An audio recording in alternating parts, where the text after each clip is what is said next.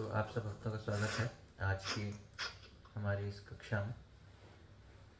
तो आज हम भगवद गीता का तीसरे अध्याय का जो 13वां श्लोक है 3.13 उस श्लोक पर चर्चा करेंगे, जिसमें भगवान बता रहे हैं कि क्या प्रसाद की महिमा है, क्यों हमें हमेशा भगवान को भोग लगा कर ही खाना चाहिए, और अगर हम नहीं खाते हैं तो क्या क्या उसके दुष्परिणाम हमको भुगतने पड़ सकते हैं।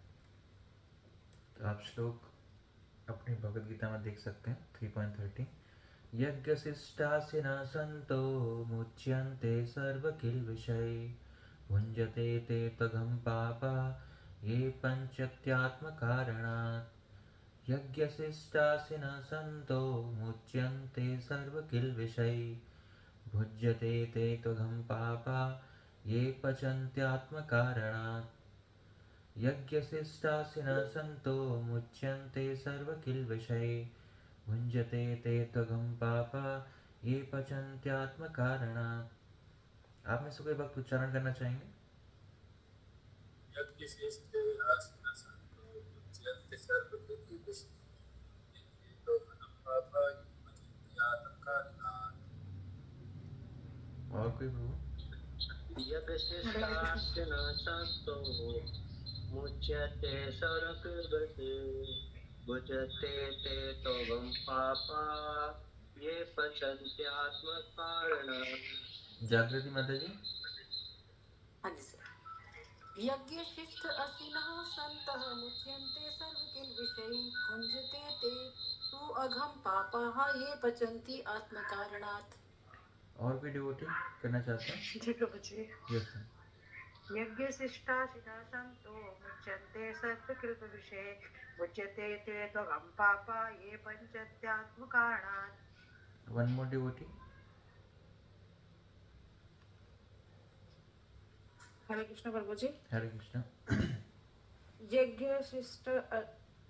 यज्ञशिष्ट अश्विन सन्ते मुच्यन्ते सर्वकिल्बिषै भुज्यन्ते ते तु अधम पापा ये पचन्ति आत्मकारणात्। ठीक है, धन्यवाद। तो इसका जो अनुवाद है, तात्पर्य है प्रभुपाद जी के द्वारा इस प्रकार है। इसका जो अनुवाद है, श्री भगवान के भक्त सभी प्रकार के पापों से मुक्त हो जाते हैं, क्योंकि वे यज्ञ में अर्पित किए गए भोजन प्रसाद को ही खाते हैं। अन्य लोग जो अपने इंद्रिय सुख के लिए भोजन बनाते हैं, वे निश्चित रूप से पाप खाते हैं। प्रभुपाद जी तात्पर्य में लिखते हैं, भगवत भक्तों या कृष्ण भावनामक पुरुषों को संत कहा जाता है। वे सदैव भगवत प्रेम में निमग्न रहते हैं, जैसा कि ब्रह्म संहिता 5.38 में कहा गया है, प्रेमांजन भक्ति विलोचनेन संता सदैव हृदयेषु विलोकयन्ति। संतगण भगवान गोविंद समस्त आनंद के दाता या मुकुंद मुक्ति के दाता या श्री कृष्ण सबको आकर्षित करने वाले के प्रगाढ़ प्रेम में मग्न रहने के कारण कोई भी वस्तु परम पुरुष को अर्पित किए बिना ग्रहण नहीं करते। फलतः ऐसे भक्त पृथक पृथक भक्ति साधनों के द्वारा यथा श्रवण कीर्तन स्मरण अर्चन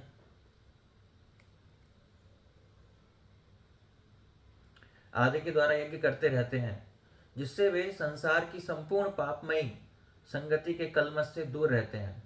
अन्य लोग जो अपने लिए या इंद्रिय तृप्ति के लिए भोजन बनाते हैं, वे न केवल चोर हैं अपितु सभी प्रकार के पापों को खाने वाले हैं। जो व्यक्ति चोर तथा पापी दोनों हो, भला वह किस तरह सुखी रह सकता है? यह संभव नहीं। अतः सभी प्रकार से सुखी रहने के लिए मनुष्यों को पूर्ण कृष्ण भावनामृत में संकीर्तन यज्ञ करने की सरल विधि बताई जानी चाहिए, अन्यथा संसार में शांति या सुख नहीं हो सकता। तो इस श्लोक के माध्यम से प्रभुपाद जी बता रहे हैं कि किस प्रकार भगवान बता रहे हैं कि किस प्रकार जो भगवान के भक्त हैं वो हमेशा भगवान को अर्पित किए गए ही भोजन को स्वीकार करते हैं। पहले भगवान को भोग लगाते हैं फिर उसको स्वीकार करते हैं। और जो कोई व्यक्ति भगवान को भोग लगाए नहीं खाता है, अपनी इंद्रिय तृप्ति के लिए उसको सेवन करता है, तो निश्चित रूप से वो क्या डायरेक्ट खा रहा है? पाप खा रहा है।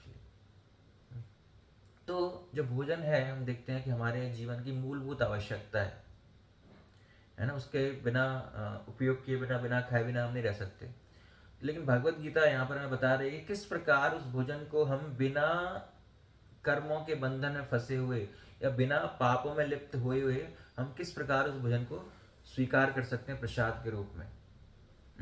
तो आज हम चर्चा करेंगे इस श्लोक के माध्यम से कि भगवान को जो हम भोजन अर्पित कर रहे हैं तो उसकी क्या महत्वता है, क्यों करना चाहिए हमको, और जब हम अनऑफर्ड भोजन स्वीकार करते हैं तो उसके क्या कॉन्सिक्वेंसेस हैं, क्या हमें दुष्परिणाम भुगतने पड़ेंगे, और किस प्रकार जो हमारी ईटिंग हैबिट्स हैं, जो हमारा खान पान है, वो हमारे कर्म और चेतना पर इफेक्ट करता है, प्रभाव डालता है। और हम जानेंगे कि क्या प्रसाद की महिमा है, अगर हम प्रसाद पाते हैं तो किस प्रकार वो हमारे जीवन में महत्वपूर्ण हो सकता है। तो ये 4 बिंदु आज हम इस क्लास के माध्यम से चर्चा करेंगे। तो पहला है कि कृष्ण को हमें भोग क्यों लगाना चाहिए।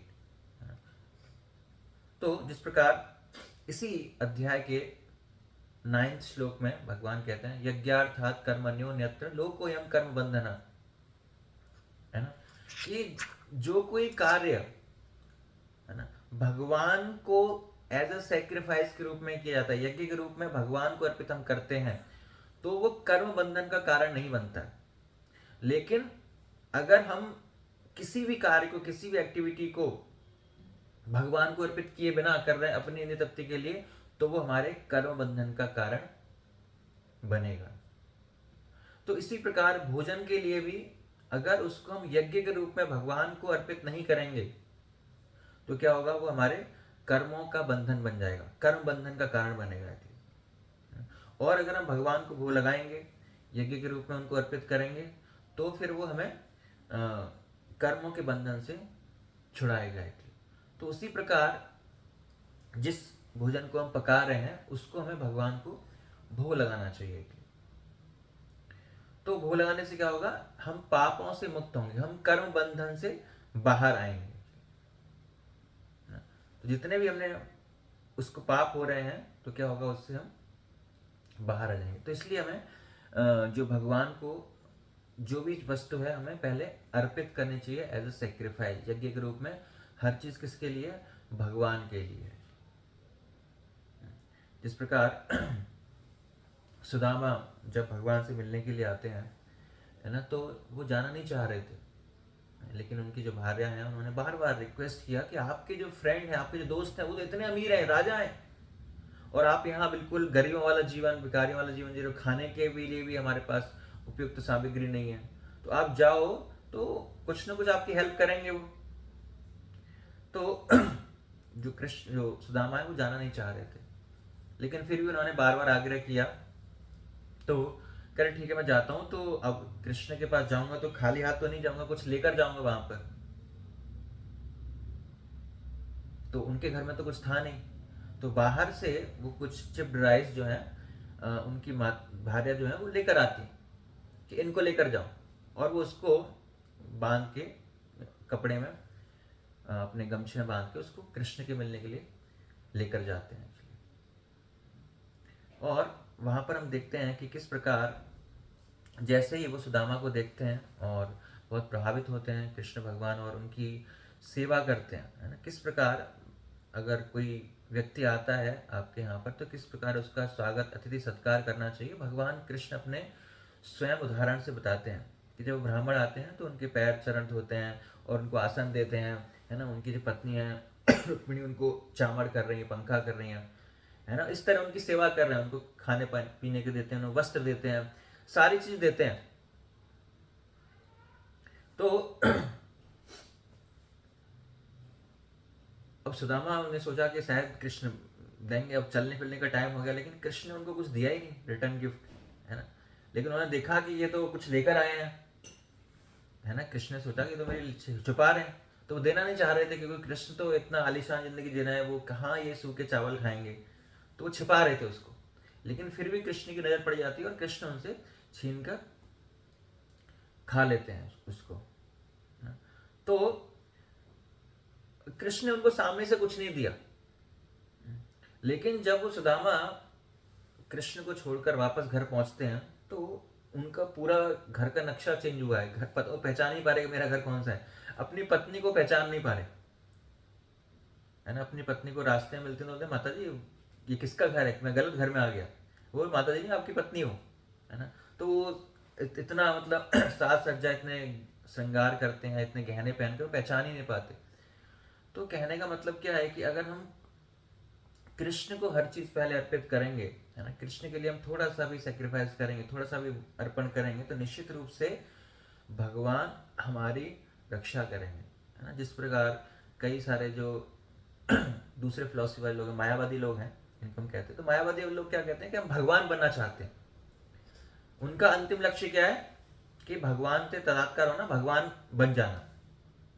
लेकिन प्रभुपाद जी कहते हैं कि हमारी फिलॉसफी और हायर है ना, कि जो भगवान के भक्त होते हैं भगवान से भी श्रेष्ठ बन सकते हैं, भगवान से भी ऊपर जा सकते हैं। वो मतलब जो डिवोटीज हैं वो भगवान से भी ऊपर जा सकते हैं। बाकी और कई सिद्धांत आपको ये नहीं सीखने को मिलेगा कि कोई आपको बताएगा कि आप भक्ति करोगे तो भगवान को भी क्रॉस कर सकते हो, भगवान से भी श्रेष्ठ हो सकते हो। लेकिन जो भक्त हैं वो भगवान से भी श्रेष्ठ हो सकता है। कैसे? इस उदाहरण से हम देखते हैं, सुदामा विप्र के उदाहरण से, कि सुदामा विप्र ने कृष्ण ने सामने से कुछ नहीं दिया, है ना। तो क्यों नहीं दिया? क्योंकि कृष्ण को शर्म लग रही थी देने में, है। वो अपने आप को बहुत दीनहीन मान रहे हैं कृष्ण, और सुदामा को श्रेष्ठ मान रहे हैं अपने से। अपने से श्रेष्ठ कैसे माने सुदामा को? कि सुदामा ने अपनी औकात से ज्यादा दे दिया उनको, है ना। मतलब जो वो डिजर्व नहीं करता है ना, मतलब जितनी उनकी सैलरी है उससे ज्यादा उन्होंने, जो उनके घर में भी जो उनके पास नहीं है वो भी चीज उन्होंने कृष्ण को अर्पण कर दी। लेकिन कृष्ण नहीं कर सकते ऐसा, है ना। कृष्ण क्या करे? भाई मैंने तो जो मेरे पास है मैंने तो उसका 0.001% दिया है केवल आपको, और मैं तो दे भी नहीं सकता आपको, क्योंकि सब कुछ मेरा है, तो मैं उससे ज्यादा कुछ दे ही नहीं सकता। लेकिन आपने तो अपनी हैसियत से ज्यादा दिया है, मैं अपनी हैसियत से ज्यादा दे भी नहीं, मैं चाह के भी नहीं दे सकता आपको, क्योंकि मैं ज्यादा से ज्यादा सारा तीनों लोग, सारा साम्राज्य आपको दे दूंगा, लेकिन अंत तो करता वो मेरी हैसियत के अंदर है ना, सब मेरा ही है। तो इसलिए वो सामने से भगवान क्या करें, उनको नहीं दिया, क्योंकि मैं क्या मतलब, ये तो गलत बात है कि आपने इतना दिया अपनी ऐसे ज्यादा मैं नहीं दे सकता। तो इसलिए कृष्ण पीछे से देते हैं। तो जो हमारा सिद्धांत है, अगर हम कृष्ण को अर्पित करते हैं, है ना, तो हम कृष्ण से भी श्रेष्ठ हो सकते हैं। ये जो सिद्धांत है केवल गौड़ी वैष्णव में उपलब्ध है ना। कि हर व्यक्ति, देखो जैसे मैं उस दिन बता रहा था कि हर व्यक्ति हम क्या करना चाह रहे हैं, इस भौतिक संसार में भगवान बनना चाह रहे हैं, है ना। लेकिन अगर हम भक्ति करेंगे तो हम भगवान से भी ऊपर बन सकते हैं, भगवान से भी श्रेष्ठ हो सकते हैं, है ना। वैसे देखो भगवान से श्रेष्ठ होने का मतलब क्या है, जिस प्रकार भगवान गीता में कहते हैं 7वें अध्याय में, मत्तरम नान्यत् किंच अस्ति धनंजय, है ना, कि मुझसे बढ़कर कोई नहीं है, मेरे बराबर भी कोई नहीं है। तो भगवान झूठ बोल रहे हैं फिर, या फिर प्रभुपाद जी झूठ बोल रहे हैं? दोनों में से एक तो झूठ बोल रहा है कोई ना कोई, है ना। भगवान गीता में कह रहे हैं कि मुझसे ना कोई श्रेष्ठ है, ना मेरे कोई बराबर भी नहीं है, कोई श्रेष्ठ तो बहुत दूर की बात है। और प्रभुपाद जी कह रहे हैं कि भगवान से श्रेष्ठ बन सकते हो। तो दोनों में क्या क्या फर्क है? दोनों में से गलत कौन है? या दोनों गलत है, एक सही है गलत? कौन गलत है दोनों में? कैसे समझे इस चीज को, है ना। अभी प्रभुपाद जी ने हमने डिस्कस किया कि प्रभुपाद जी कहते हैं कि हम भगवान से भी श्रेष्ठ बन सकते हैं, लेकिन भगवान को गीता में कह रहे हैं नहीं, मेरे बराबर कोई नहीं हो सकता, ना मुझसे श्रेष्ठ तो बहुत दूर की बात है, मेरे बराबर भी कोई नहीं है। तो जो तत्व की दृष्टि से, है ना, तत्व की दृष्टि से हम भगवान नहीं बन सकते, ना भगवान से श्रेष्ठ हो सकते, लेकिन रस की दृष्टि से हम भगवान से श्रेष्ठ हो सकते हैं, है ना। भगवान को हम अपने इशारे पर नचा सकते हैं, भगवान को हम कंट्रोल कर सकते हैं। तो जो जो जो जिस व्यक्ति को कंट्रोल कर रहा है वो श्रेष्ठ हो गया। तो इस प्रकार हम भगवान से श्रेष्ठ हो सकते हैं, है ना, रस की दृष्टि से। लेकिन तत्व की दृष्टि से हम भगवान, हम जीव ही रहेंगे हम, है ना। जीव तत्व है, विष्णु तत्व है, तो हम विष्णु तत्व नहीं बन सकते, हम भगवान नहीं बन सकते, लेकिन हम रस की दृष्टि से भगवान से श्रेष्ठ हो सकते हैं, अगर हम जो कुछ भी है हमारे पास उसको हम भगवान की सेवा में अर्पित करेंगे, तब हमें वो श्रेष्ठता आएगी, भगवान हमारे गुलाम बन जाएंगे, है ना। जिस प्रकार भगवान गीता में कहते हैं पत्रम पुष्पम फलम तोयम यो में भक्त्या प्रयक्षति, कि ये 4 चीज कोई भी मुझे भक्ति भाव से खिलाता है, भक्ति भाव से अगर कोई अर्पित करता है तो क्या मैं इसको स्वीकार करता हूं। लेकिन क्या जरूरी है? भक्ति भाव जरूरी है ना? अगर भक्ति भाव नहीं होगा तो भगवान उसको स्वीकार नहीं करेंगे। भक्ति भाव जरूरी है। तो थोड़ा सा भी अगर अर्पित करेंगे, हमारे पास ज्यादा कुछ नहीं है लेकिन थोड़ा सा भी अल्प मात्रा में, एक पत्ता, एक पुष्प, एक फल, कोई भी अर्पित करेंगे तो भगवान क्या कह रहे हैं? भगवान उसको स्वीकार करते हैं। जिस प्रकार सुदामा के पास कुछ नहीं था लेकिन फिर भी भगवान उसको स्वीकार किया और उसके बदले में इतना दिया कि वो उन्होंने एक्सपेक्ट नहीं किया था कि इतना ही मिलेगा। तो इसलिए अगर हम भगवान को अर्पित करते हैं अपने भोग को, अपनी वस्तुओं को, तो निश्चित रूप से हमें कृपा मिलने वाली है ना। जैसे अल्टीमेटली है तो सब भगवान का ही है ना, तो भगवान को अर्पित क्यों करना हमको, है ना। लेकिन फिर भी जब हम थोड़ा सा निकाल कर भगवान को अर्पित करते हैं उसमें से, तो भगवान बहुत प्रसन्न होते हैं। जिस प्रकार हमारे माता पिता ने हमें कोई पैसे दिए और उन पैसे से लाकर कोई चीज हम अपने पेरेंट्स को वापस करते हैं तो पेरेंट्स बहुत खुश होते हैं, है उनका ही। तो उसी प्रकार है भगवान का सब चीज, लेकिन फिर भी अगर हम अर्पित करते हैं तो भगवान बहुत खुश होते हैं।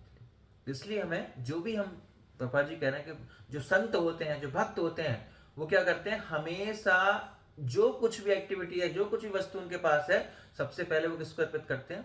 भगवान को अर्पित करते हैं। ये भगवान आपका है और मुझे आपकी सेवा में ही लगाना है। तो इसी प्रकार जो फूड है, जो हम प्रसाद, जो भोग बना रहे हैं, उसको भी पहले, सबसे पहले हम भगवान को अर्पित करते हैं, उसके बाद फिर उसको हम खाते हैं। और अगर हम भगवान को अर्पित करके नहीं खाएंगे तो क्या क्या कॉन्सिक्वेंसेस हैं उसके, या क्या क्या हमें दुष्परिणाम भुगतने पड़ेंगे अगर हम उस भोजन को, भगवान को भोग नहीं लगाते हैं। तो कृष्ण इस श्लोक के माध्यम से हमें वार्निंग दे रहे हैं एक्चुअली, कि अगर हम अपनी इंद्रिय तृप्ति के लिए खा रहे हैं तो क्या है? हम पापी हैं। और दूसरा प्रभुपाद जी कह रहे हैं हम थीफ हैं, हम चोर हैं। क्या है? हम चोर हैं, हम पापी हैं। एक बार प्रभुपाद जी के पास एक व्यक्ति आया और व्यक्ति ने बोला कि प्रभुपाद जी आप ये कृष्ण की पूजा क्यों करते हो? वो तो लंपट है, उनकी इतनी सारी वाइफ्स हैं, वो दूसरों की पत्नियों के साथ रास नृत्य करते हैं, ऐसे व्यक्ति की पूजा कौन करेगा? तो आप क्यों कृष्ण की पूजा कर रहे हो जो दूसरी पत्नियों के साथ रास नृत्य करते हैं? तो प्रभुपाद ने बोला कि कृष्ण का ही सब कुछ है ना। तो बोला हाँ, भगवान का ही सब कुछ है। तो जो आपकी पत्नी है वो किसकी है? कृष्ण की है। तो आप कौन हुए? आप चोर हुए, है ना।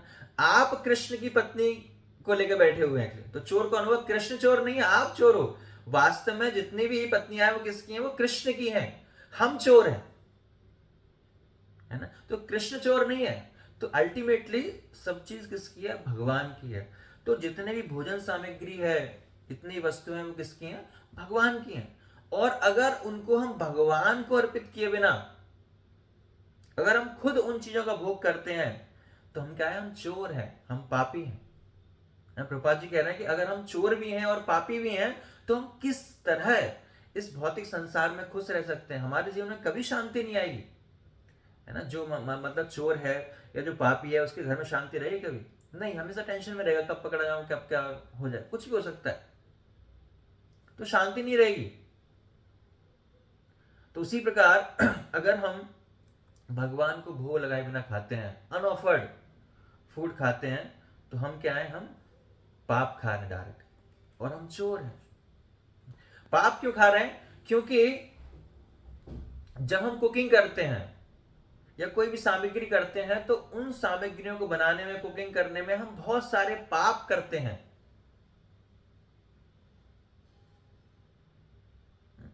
शुरुआत से हम देखते हैं, जैसे मान लो फसल उगाई जाती है तो कितने कीड़े मकोड़े उसमें मरते हैं, है ना। जब उसको खेत को वो किया जाता है, बीज बोया जाता है उसमें, तो ट्रैक्टर वगैरह चलाया जाता है, हल वगैरह, तो कितने सारे जीवाणुओं की हत्या होती है उसमें, है ना। फिर उसमें फसल आती है, फिर उसमें हम बहुत सारे कीटनाशक दवाएं छिड़क के कितने कीटों का पाप करते हैं, है। फिर उसको फसल को काटते हैं, है ना।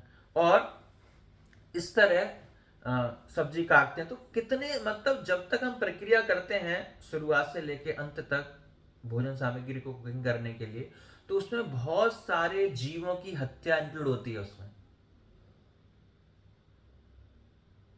है ना। बहुत सारे लोगों ने उसको उस स्तर तक पहुंचने में कार्य किया है, किसी को फोर्सफुली कार्य किया कराया होगा, तो मतलब बहुत सारे जीवों के प्रति हिंसा उस चीज को प्राप्त करने में की गई है, हिंसा की गई है, मृत्यु की गई है उनकी।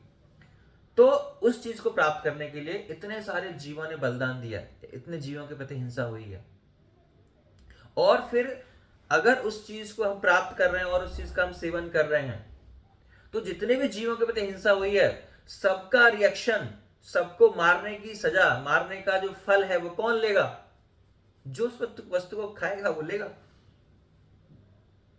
है ना। तो इतने सारे पापों की सजा हमको मिलेगी अगर हम उसको अपनी इंद्रिय तृप्ति के लिए सेवन करेंगे तो इसलिए भगवान कह रहे हैं कि अगर हम बिना भूख लगाए खा रहे हैं तो हम क्या डायरेक्ट पाप खा रहे हैं, दैट इज सिंफुल एक्टिविटी, है ना। हम अपने मजे के लिए कर रहे हैं ना, तो कौन भुगते है? कौन? हम ही भुगतेंगे। ये तो चलो हम अन्न खा रहे हैं, अगर हम नॉनवेज खाते हैं तो उसका भी रिएक्शन कौन लेगा? जो खाएगा वो रिएक्शन लेगा, लेगा नहीं लेगा? जिस प्रकार मांस का शब्द क्या होता है? मांस शब्द का अर्थ है मांस। मांस मतलब मैं तुम्हें आज्ञा देता हूं, मतलब इस जन्म में मैं तुम्हें मार के खा रहा हूं और अगले जन्म में तुम मुझे मार के खा सकते हो, तो मैं स्वीकार कर रहा हूं। मांस का मतलब ये है, मैं स्वीकार करता हूं कि जिस प्रकार मैं अपनी टंग के लिए, अपने जिह्वा के स्वाद के लिए मैं आपको मार के खा रहा हूं, तो अगले जन्म में आपको मौका मिलेगा, मैं आपको आज्ञा देता हूं कि आप मुझे खा सकते हो। तो अगर हमने कोई मुर्गा वगैरह खाया है तो अगले जन्म में उस मुर्गे को मौका मिलेगा हमको मार के खाने का, है ना। तो रिएक्शन, तो इसलिए इवन जब हम अन्न वगैरह भी खाते हैं तो भी उसमें क्या है? पाप कर रहे हैं, है ना। बहुत सारे पाप इंक्लूडेड है उसमें। तो इसलिए अगर हम डायरेक्ट अपनी इंद्रिय तृप्ति के लिए खाएंगे तो क्या होगा? हमें उसका रिएक्शन लेना ही पड़ेगा, हमें उनके कर्मों को लेना ही पड़ेगा, उनका रिएक्शन हमारे जीवन में आएगा। पाप कर रहे हैं क्योंकि हम, तो इसलिए हमें क्या करना है? हमें उसको भगवान को भोग लगाना है। क्या करना है? हमको भगवान को भोग लगाना है। भोग लगाने से क्या होगा? वो जो, क्योंकि जब हम कुकिंग कर रहे हैं, अगर ये चेतना से कर रहे हैं कि हम अपने लिए कुकिंग कर रहे हैं और हम ही खाएंगे, तो उस प्रोसेस में जितने भी रिएक्शंस हैं किसको लेने पड़ेंगे? हमको लेने पड़ेंगे। लेकिन अगर हमारी चेतना ऐसी है कि हम जो भी कुकिंग कर रहे हैं किसके लिए कर रहे हैं? भगवान के लिए कर रहे हैं, तो जो कुछ भी इसमें रिएक्शंस आएंगे वो कौन लेगा? भगवान लेंगे, क्योंकि हम भगवान के लिए कुकिंग कर रहे हैं, है ना। जैसे मान लो कि आप किसी व्यक्ति के बिहाफ पे कोई कार्य कर रहे हो, किसी व्यक्ति के लिए कोई कार्य कर रहे हो, तो जिसमें कोई भी लॉस फायदा होगा तो वो किसका फायदा होगा? उसी व्यक्ति का होगा। आप तो खाली एक एजेंट हो, खाली काम कर रहे हो, आप उस व्यक्ति के लिए काम कर रहे हो, तो आपका कुछ नुकसान नहीं है। लेकिन अगर आप अपने लिए काम कर रहे हो तो किसका नुकसान है? आपका नुकसान है। जैसे मान लो आप किसी कंपनी में वर्कर हो, तो उसमें अगर फायदा होता है, लॉस होता है, तो आपका कोई टेंशन नहीं है। किसका टेंशन है? कंपनी मालिक की टेंशन है, क्योंकि आप तो उसके लिए काम कर रहे हो। लेकिन अगर हमारी खुद की कंपनी है ना, हम अपने लिए काम कर रहे हैं, तो क्या होगा? उसमें जो भी लॉस होगा, फायदा होगा, उसका हमें भुगतान करना पड़ेगा। तो इसलिए अगर हम कुकिंग कृष्ण के लिए कर रहे हैं तो कृष्ण देखेंगे, अपना जो भी लॉस है, रिएक्शन है, वो देखेंगे, हमें कोई टेंशन नहीं है। हमें सैलरी मिलेगी प्रसाद के रूप में, टेंशन खत्म, वो चाहे कुछ भी करें। तो उसी प्रकार अगर हम नहीं भगवान को ऑफर करेंगे तो क्या होगा? उसका हमें रिएक्शन, पाप, है ना, अघम पाप, भगवान श्लोक में कह रहे हैं अघम पाप, तो उस पाप की सजा हमको भुगतनी पड़ेगी अगर हम, तो ये कॉन्सिक्वेंसेस हैं, ये प्रभाव है, ये दुष्परिणाम होंगे अगर हम भगवान को भोग लगाए बिना नहीं खाते हैं। तो ये दूसरा पॉइंट था। तीसरा पॉइंट है कि किस प्रकार जो हम खाते हैं, किस प्रकार हमारे कर्मों को या फिर हमारे चेतना को प्रभावित करता है। जो हम खाते हैं वो हमारी चेतना पर, हमारे कर्मों को प्रभावित करता है। श्री प्रभुपाद कहते हैं you become what you eat. आप कैसे बनते हो? जो आप खाते हो, है ना। जैसा अन्न वैसा मन, है ना। जैसा आप अन्न खाओगे वैसा ही आपका मन बनेगा एक्चुअली। तो जिस प्रकार हम खाएंगे वैसा ही हमारा मन हो जाएगा एक्चुअली। जिस प्रकार अपने कृष्ण अपने स्वयं के उदाहरण से उनको बताते हैं कि जब दुर्योधन उनको खाने के लिए इनवाइट करता है फीस्ट के लिए, है ना, बड़े बड़े अन्य अन्य प्रकार के, है ना, 56 प्रकार के भोग उसने बना के रखे भगवान के लिए, लेकिन भगवान नहीं जाते हैं खाने के लिए। कहाँ जाते हैं? वो विदुर के यहाँ जाते हैं, वहां पर कुछ खाने के लिए है ही नहीं उनके लिए। तो वो दुर्योधन के यहाँ क्यों नहीं जाते? क्योंकि कृष्ण को पता है कि वो किस कॉन्शियसनेस से वो खिलाने वाला है। तो अगर हम भी ऐसे व्यक्ति के यहाँ खाएंगे तो वो जो कॉन्शियसनेस है, वो जो चेतना है, उस अन्न के माध्यम से हमारे अंदर भी आएगी। अगर हम बाहर होटल्स वगैरह में जाते हैं तो जिस चेतना में उसकी कुकिंग की गई है, या जो कुक है उसकी जो चेतना बनाते समय रही है, लड़ाई झगड़ा करने की या कामुक भावना की, कैसी भी चेतना रही है कुकिंग करते समय, तो वो चेतना उस अन्न में जाएगी और फिर उसको हम खाएंगे तो वो चेतना हमारे अंदर आएगी, है ना। कई बार हमारा ऐसा एक्सपीरियंस रहता है कि जब हम भक्त बन जाते हैं और प्रसाद खा रहे हैं, लेकिन किसी दिन बाई चांस हमने प्रसाद नहीं खाया, बाहर गए, हमने होटल खा लिया, तो फिर हमारे जो मन थोड़ा सा परेशान, मन में थोड़े से अजीब से विचार आने लगते हैं, है ना। किससे? खाली ईटिंग हैबिट से, जो हम खा रहे हैं। जब भगवान ने त्याग दिया, भगवान नहीं गए दुर्योधन के यहाँ, किसके यहाँ गए? वो विदुर के यहाँ गए। विदुर क्या कर रहे हैं? क्या खिला रहे हैं? खाली केले का छिलका खिला रहे हैं। तो भगवान को प्रेम चाहिए, है ना। खाने की वस्तु नहीं देख रहे भगवान है, क्योंकि उनको पता है कि वो कॉन्शियस, ऐसा नहीं है। देखो, अगर भगवान दुर्योधन के यहाँ खाने जाएंगे तो उनकी कॉन्शियसनेस बेकार हो जाएगी, ऐसा नहीं है। भगवान अपने उदाहरण से सिखा रहे हैं कि हमें नहीं खाना ऐसे व्यक्ति का जिसके अंदर प्रेम की भावना नहीं है, या कुछ ऐसे मोटिव से खिला रहा है, बुला रहा है, कुछ आंतरिक मोटिव है उसके, तो ऐसे व्यक्ति का अवॉइड करना है हमको। अगर हम किसी व्यक्ति के यहाँ खाना खाने जा रहे हैं तो उसके रिएक्शन हमें लेने ही पड़ेंगे। आप किसी की शादी में जा रहे हो, किसी ने खाने बुलाया है, तो वो क्यों बुलाएगा आपको, है ना। तो जैसे पुराने जमाने हम देखते हैं कि लोग ब्राह्मणों को अपने यहाँ भोजन में बुलाते हैं। क्यों बुलाते हैं? या वैष्णव को घर बुलाते हैं, क्यों बुलाते हैं? क्योंकि जो हमारे कर्म हैं उनको दे पाए। तो हम किसी को आमंत्रित करेंगे भोजन के लिए, प्रसाद के लिए, तो जो हमारे कर्म भी उसके साथ जाएंगे, हमारे रिएक्शन, जो हमारे पाप कर्म है वो भी उनके साथ, ब्राह्मणों के साथ जाएंगे। तो इसलिए लोग इनवाइट करते। तो अगर हम भी कहीं पर भोजन कर रहे हैं किसी घर पर, तो हमें उसके लिए प्रिपेयर होना पड़ेगा। तो इसलिए प्रयास करें जितना से हम बचा पाएंगे, जितना अगर ऑफर्ड है सही व्यक्ति के जाएंगे तो उतना हम पाप कर्म बचा पाएंगे। अगर बिल्कुल ही घोर पापी के यहाँ हम अन्न खाकर आ रहे हैं तो निश्चित रूप से बहुत सारे पाप हमारे अंदर भी आ जाएंगे। तो इस तरह जो कॉन्शियसनेस है हमारी, वो इफेक्ट करती है ना।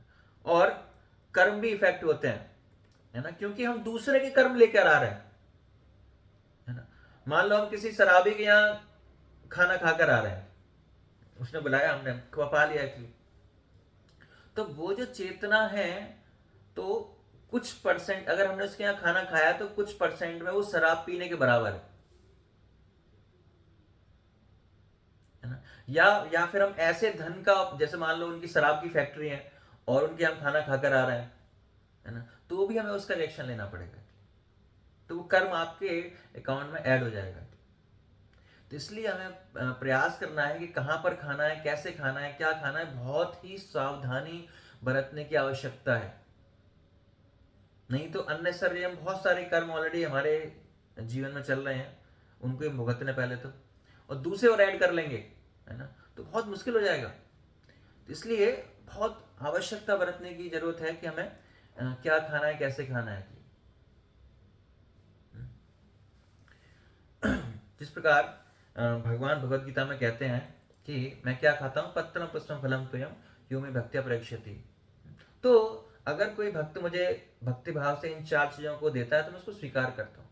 तो भगवान के भक्त जो है वो भी भगवान का प्रसाद रूप में खाते हैं, जो भगवान खाते हैं वही भगवान के भक्त खाते हैं। तो भगवान ने श्लोक में ऐसा नहीं बोला चिकनम मटनम जो मैं भक्त्या प्रयच्छति, है ना, जो भी मुझे अर्पित करोगे सब मैं खा लूंगा, नहीं, पत्रम पुष्पम फलम तोयम, है ना। कई बार लोग, बहुत सारे लोग बोलते हैं हमारे दांत ऐसे हैं, हमारे हम डाइजेस्ट कर सकते हैं तो हम खा सकते हैं, है, तो हम तो बहुत सारी चीजें डाइजेस्ट कर सकते हैं, हम अपने मल मूत्र को भी डाइजेस्ट कर सकते हैं, तो हम तो नहीं खाते उसको, है ना। तो डाइजेस्ट तो बहुत सारी चीजें, ये कोई लॉजिक नहीं हुआ कि हम डाइजेस्ट कर सकते हैं उसको तो हम खा सकते हैं, हमारी दांतों की बनावट ऐसी है तो हम खा सकते हैं, ये कोई लॉजिक नहीं है। तो भगवान बता रहे हैं कि मैं क्या खाता हूँ, और भगवान के भक्त जो है वो क्या खाते हैं, जो भगवान को भोग लगता है केवल वही खाते हैं। इसलिए हमें क्या खाना है क्या नहीं खाना है उसका हमें बहुत ध्यान रखना चाहिए, और कैसे खाना है ना। अगर हम पत्र पुष्प फल खा रहे हैं वो भी कैसे खाना है, उसको पहले भगवान को भोग लगाना है, उसके बाद फिर हमको खाना है ना। तो जो नॉनवेज है वो तो ऑलरेडी है ही सिंफुल, है ना। अब कहो कि जी मैंने नॉनवेज अगर खाना है तो जैसे हम अन्न बना रहे हैं, कुकिंग कर रहे हैं, कोई भी खाना बना रहे हैं तो उसमें बहुत सारे पाप हो रहे हैं, तो हमने भगवान को भोग लगा दिया तो वो पाप रहित हो गया, तो ऐसे हम नॉनवेज भी भगवान को भोग लगाएं और फिर उसको खा सकते हैं, है?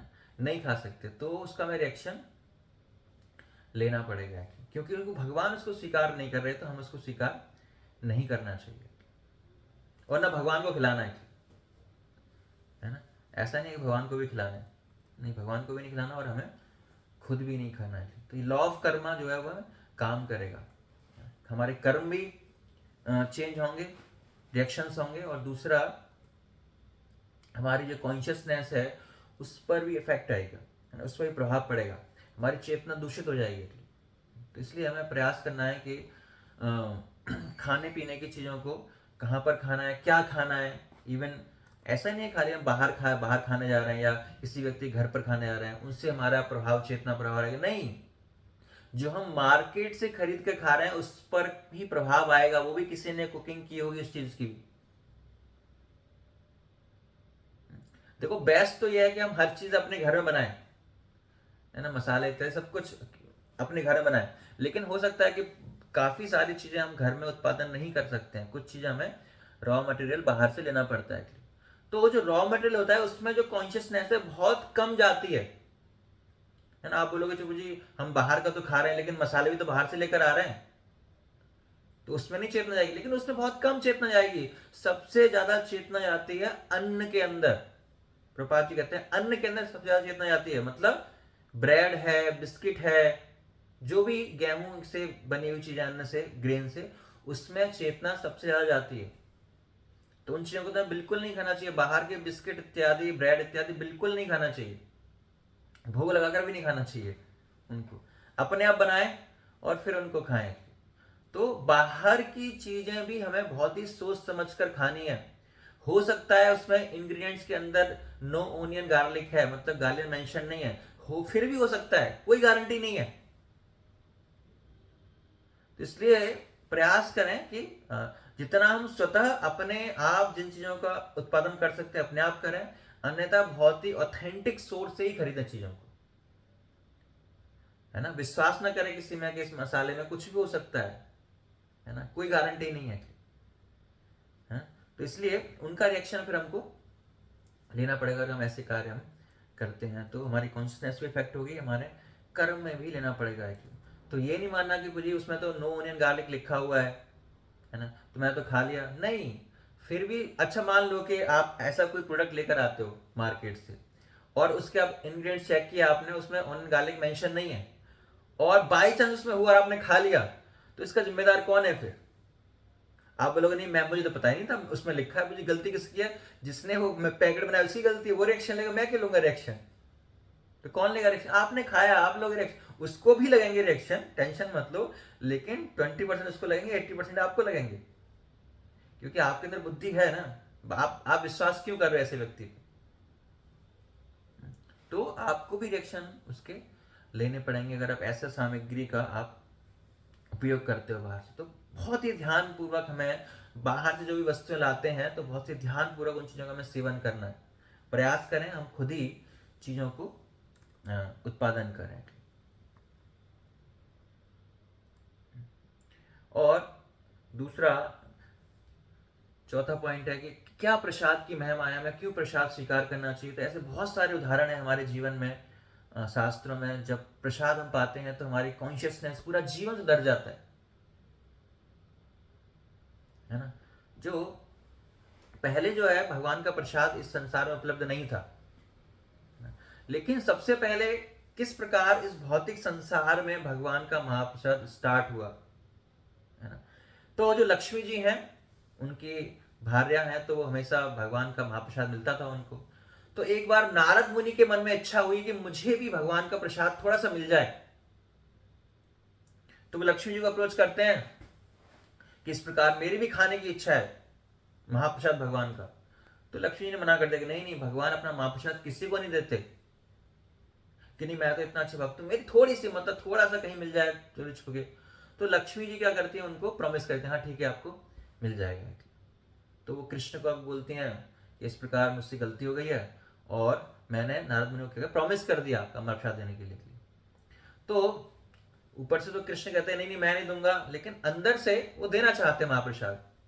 तो फिर लक्ष्मी जी थोड़ा सा महाप्रसाद जो है नारद मुनि को देती हैं। तो पहली बार किसी जीव ने कृष्ण का प्रसाद दिया था वो नारद मुनि थे। और उसके बाद नारद मुनि ने जैसे ही महाप्रसाद लिया तो उनके अंदर बहुत सारे चेंजेस आ गए और नृत्य कर रहे हैं, कीर्तन कर रहे हैं, है ना। जैसे कई बार होता है ना, हम कभी खुश होते हैं तो बहुत सारे नाचते गाते हैं, मतलब हमारा अलग ही भाव होता है, अलग ही कोई व्यक्ति पहचान सकता है कि हम बहुत ही खुश अवस्था में। तो उसी प्रकार नारद मुनि बहुत तेज तेज नृत्य कर रहे हैं, कीर्तन कर रहे हैं। और जब उन्होंने, शिवजी ने उनको देखा नारद मुनि को कि इतना क्यों चल रहे भाई, कितना क्या हुआ, तो आज मुझे भगवान का महाप्रसाद खाने को मिला है। फिर अच्छा अकेले अकेले खा लिया अपने भैया को, भाई को भूल गए, मुझे नहीं दिया आपने।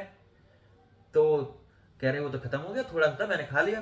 कि देखो कहीं थोड़ा बहुत आपकी उंगली वगैरह पर लगा होगा, थोड़ा सा दे दो। तो वो नारद मुनि देखते हैं थोड़ा सा उनकी उंगली पर नाखून में फंसा हुआ था हल्का सा। तो वही पार्ट वो क्या करते हैं शिव जी को दे देते हैं और शिव जी उसको खा लेते हैं। और जैसे ही शिव जी खा लेते हैं तो उनकी, है ना, वो नृत्य करने लग जाते हैं, तांडव करने लग जाते हैं पूरा। मतलब सब लोग देख के आश्चर्य कि ये क्या हो गया। तो उनकी जो पत्नी पार्वती जी आती हैं और देखती हैं कि ये आपको क्या हो गया स्वामी जी, अभी तो प्रलय का समय नहीं हुआ है, आप क्यों ऐसा नृत्य कर रहे हो प्रलय का जैसा, क्या हुआ ऐसा। तो वो कहते हैं कि आज मुझे भगवान का महाप्रसाद खाने को मिला। तो कह रहे मेरा हिस्सा कहाँ है ना, मैं आपकी अर्धांगिनी हूं तो आधा हिस्सा मेरा होना चाहिए, मेरा हिस्सा कहाँ है, आपने वैसे मेरे बिना खा लिया। कि वो था ही नहीं, थोड़ा तो था, बचा ही नहीं कुछ, तो ये तो अपराध कर दिया आपने, है ना। तो मैं भी भगवान की तपस्या करूंगी और मैं भी प्रसाद पाऊंगी। तो फिर वो भी भगवान की तपस्या करती हैं, भगवान प्रसन्न होते हैं उनसे और भगवान को वर देते हैं कि आने वाले समय में मैं भौतिक संसार में जगन्नाथ जी के रूप में प्रकट होने वाला हूं और जगन्नाथ जी को जो भी भोग लगेगा उसके बाद सबसे पहले जो प्रसाद है वो आपको ही जाएगा। तो अब जगन्नाथ मंदिर में देखेंगे, जाएंगे तो वहां पर आज भी विमला देवी का मंदिर है। तो सबसे पहले जो भगवान को भोग लगता है उसको पहली बार कहां पर आता है, विमला देवी के मंदिर में आता है। पहले वो खाती है, उसके बाद फिर वो सभी भक्तों को दिया जाता है। तो ये प्रसाद की महिमा है, किस प्रकार इस भौतिक संसार में प्रसाद आता है।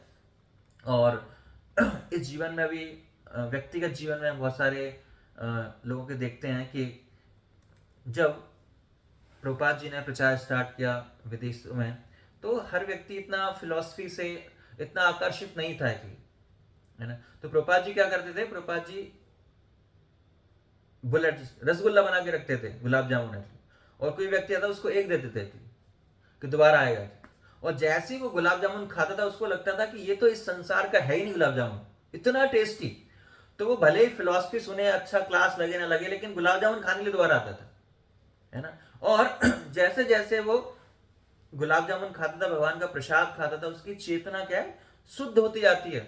और फिर वो धीरे धीरे क्या करता है, वो खुद प्रभुपाद जी की हेल्प करता है और फिर फिलॉसफी में भी उसको टेस्ट आ जाता है ना। हम सबका अनुभव है कि इतना कई बार इतना आकर्षित नहीं होते हैं हम सिद्धांत से, फिलॉसफी से, कीर्तन से, लेकिन हम प्रसाद से ज़्यादा आकर्षित होते हैं कि जो प्रसाद है भले ही, है ना, हम देखते हैं कि जो इस्कॉन की खिचड़ी बहुत फेमस है ना, इस्कॉन के मंदिर के बाहर जो खिचड़ी मिलती है, बहुत लोग, मतलब मैं जब पंजाबी बाग मंदिर में रहता था तो मतलब बड़े बड़े लोग, है ना, ऑडी, इतनी बड़ी बड़ी गाड़ियों में, पंजाबी बाग में सब बड़े लोग रहते हैं, तो इतनी बड़ी बड़ी गाड़ियों से उतरकर क्या खाते थे, खिचड़ी खाते थे।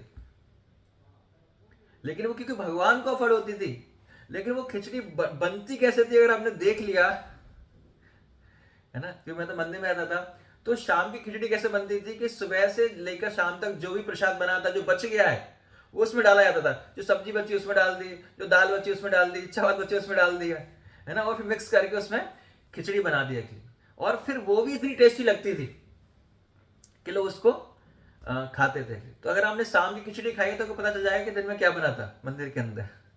लेकिन कहने का मतलब क्या है कि लोग उसको भी इतने टेस्ट से खाते हैं, इतने रेस्पेक्ट से खाते हैं, और जो वो खाते हैं उनकी चेतना क्या है, सुधर जाती है। तो शुरुआत उनकी ऐसी होती है कि बाहर वो मंदिर दर्शन करने से कोई उन्हें फायदा नहीं है, वो मंदिर दर्शन करने नहीं आते, लेकिन क्या करने आते हैं, वो केवल खिचड़ी खाने के लिए आते हैं। धीरे धीरे खिचड़ी खाते हैं धोने भर के, और फिर क्या लगता है उनको, अब पहले खिचड़ी बाहर से देते हैं, फिर खिचड़ी के अंदर पहुंच जाते हैं, खिचड़ी सर्व करने लग जाते हैं, फिर लगते हैं यहाँ तक आए तो चलो दर्शन कर भी लेते हैं, फिर दर्शन करने लग जाते हैं, फिर चलो यहाँ तक आ रहे हैं तो चलो आरती भी अटेंड करना शुरू कर देते हैं, फिर आरती भी अटेंड करना शुरू कर देते हैं, फिर उनको लगता है शाम को आते हैं सुबह भी जाना चाहिए, फिर सुबह आना स्टार्ट कर देते हैं 7 बजे, फिर मंगल आरती स्टार्ट कर देते हैं, और इस तरह धीरे धीरे वो भक्त बन जाते हैं। शुरुआत कहाँ से होती है, खाली वो खिचड़ी प्रसाद पाने से। तो ये अगर हम भी प्रसादम पाते हैं तो निश्चित रूप से हमारे जीवन में बहुत सारे परिवर्तन हो सकते हैं, है ना। प्रभुपाद जी कहते हैं कि हम भक्तों के जीवन में कोई सेंस ग्रेटिफिकेशन नहीं है, सब हमने त्याग दिया, कोई इंद्रिय तृप्ति हम करते ही नहीं है, लेकिन एक सेंस ग्रेटिफिकेशन हो गया प्रसाद पाना की, है ना। तो बहुत सारे आइटम्स जो है हम बनाते हैं, अगर हमारे कुछ भी खाने की इच्छा है कोई दिक्कत नहीं है, हम बनाएं, भगवान को भोग लगाएं और उसको खाएं, है ना। हर चीज बनता है, पिज्जा, चाउमीन, बर्गर, पास्ता, और पता नहीं अन्य अन्य प्रकार के आइटम्स, आप सोच भी नहीं सकते, है ना, जब भगवान को 1000 प्रकार के भोग लगाए जा सकते हैं एकादशी पर, किसकर, एकादशी आइटम जितने हैं, और बाकी आइटम से पता नहीं कितने होंगे, तो कोई लिमिट नहीं है उसकी। तो अगर हम प्रसाद पाएंगे तो निश्चित रूप से हमारे जीवन में हम भक्ति से आगे बढ़ेंगे, है ना, हम भक्ति में आगे बढ़ते हुए दिखाई देंगे। तो अब भोग लगाना कैसे है ना, पहले हमें स्वच्छ वातावरण में, स्वच्छ बर्तनों में, जो भगवान के लिए यूज करने, केवल अपने लिए नहीं यूज करने, जो भगवान के बर्तन है, भगवान के लिए जो कुकिंग होनी चाहिए उनमें बनाना है, कुकिंग करनी है, और फिर एक पूरी तरह प्लेट लगानी है, पूरा जो अच्छे एक व्यक्ति की डाइट होती है, 4 रोटी, दाल, चावल, जितने भी आइटम्स अपने बनाए हैं वो पूरा अच्छी तरह से सजा के थाली में वो भगवान के सामने, आपको विग्रह के सामने आपको रखने हैं, कम से कम 10 मिनट के लिए, और फिर मंत्र का उच्चारण करना है ना। पहले गुरु के मंत्र का, फिर प्रभुपाद जी के मंत्र का 3 बार, फिर गौरांग महाप्रभु का मंत्र 3 बार, फिर कृष्ण का मंत्र 3 बार, फिर जय श्री कृष्ण चैतन्य 3 बार, फिर हरे कृष्ण 3 बार। तो फिर उसको मंत्र पढ़ने के बाद उसको 10 मिनट के लिए आपको छोड़ देना भगवान के पास, और पर्दा बंद कर देना, गेट बंद कर देना। फिर 10 मिनट बाद आपको उस प्लेट को निकालना है और जो आपके पास रखा है उसको मिक्स कर देना है, फिर उस प्रसाद को खाना है।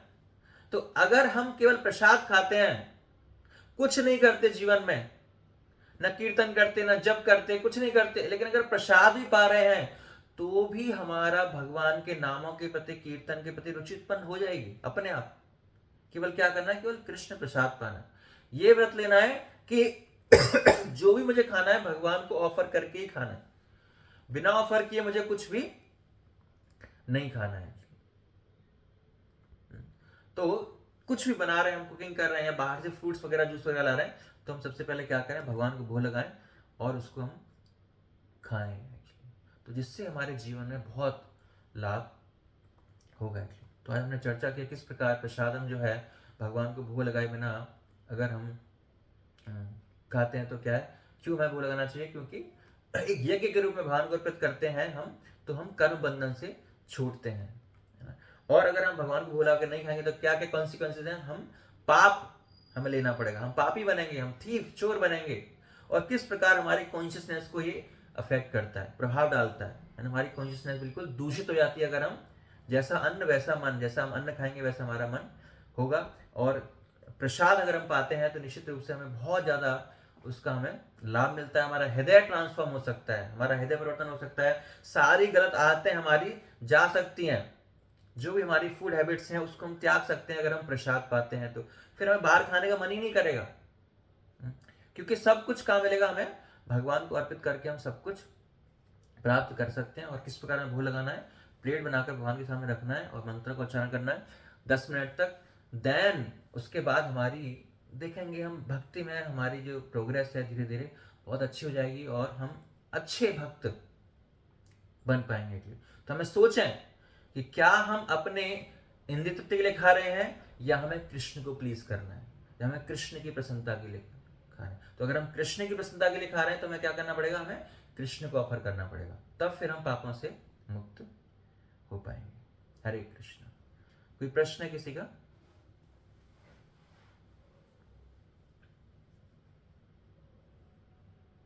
मुकेश माता जी।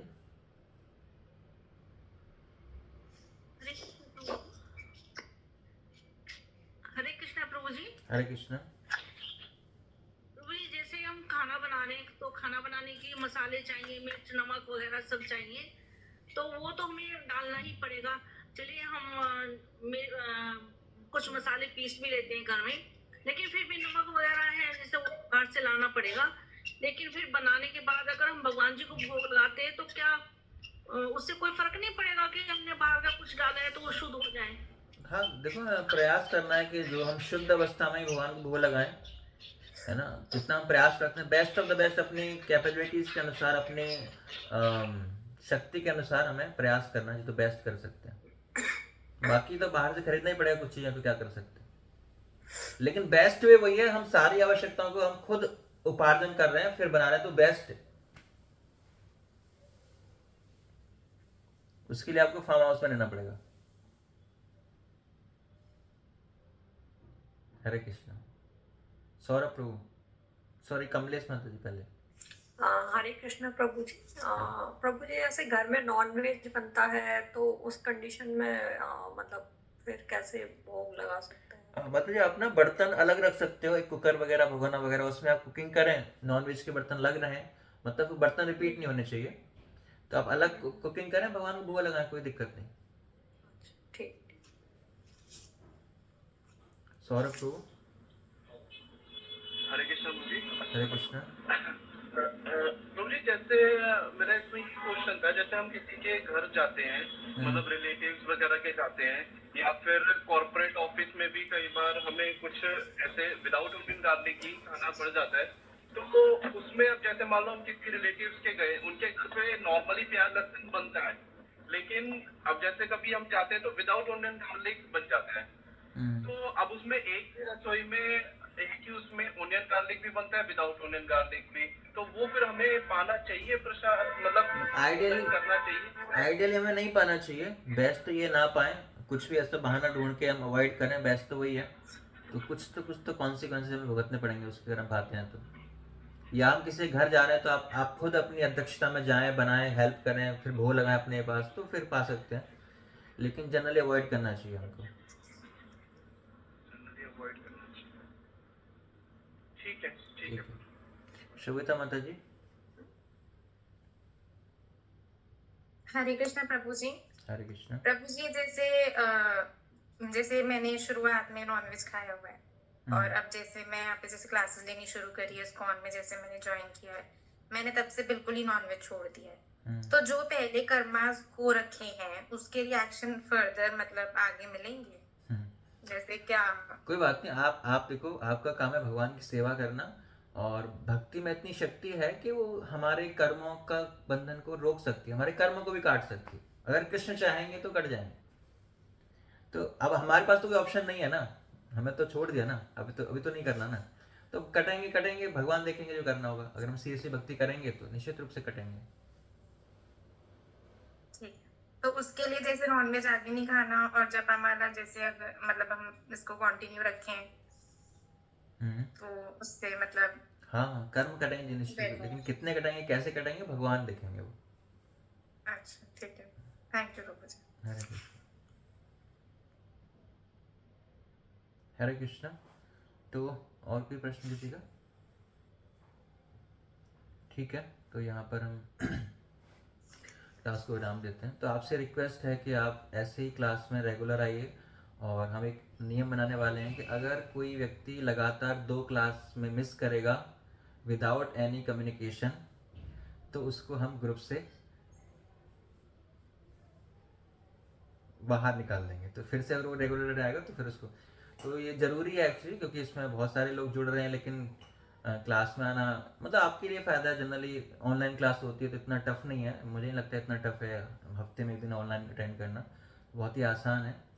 तो आपसे प्रार्थना है कि अगर आप आएंगे तो उत्साह बना रहेगा, बाकी भक्तों का भी, और ये क्लासेस आगे चलती रहेंगी। तो सब तैयार हैं इसके लिए? अगर कोई व्यक्ति 2 क्लास में लगातार नहीं आ पाता है विदाउट एनी कम्युनिकेशन, है ना, गौरव प्रभु कोऑर्डिनेट करते हैं, उनका नंबर वो सारे मैसेज वगैरह डालते हैं, तो अगर आप नहीं आ पा रहे हो तो उनको कम्युनिकेट कर सकते हैं आप, कोई जेन्युइन रीज़न, है ना, ऐसा नहीं मतलब कुछ ही बोल दे, कोई जेन्युइन रीज़न हो कि आप हाँ इस कारण नहीं आ सकते, तो फिर आप वो कंसिडर किया जाएगा, वो भी केवल 2 बार के लिए। उसके बाद फिर आप अपनी इच्छा से फिर कुछ भी कर सकते हैं, ठीक है। हरे कृष्णा कृष्णा कृष्णा हरे हरे, हरे राम राम हरे राम हरे राम, जगत गुरु श्री प्रभुपाद की जय।